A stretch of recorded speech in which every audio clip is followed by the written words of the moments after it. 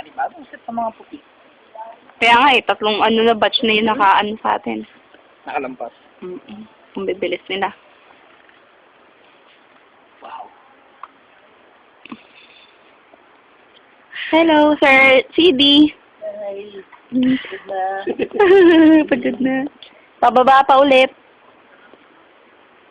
Yum, yum, yum.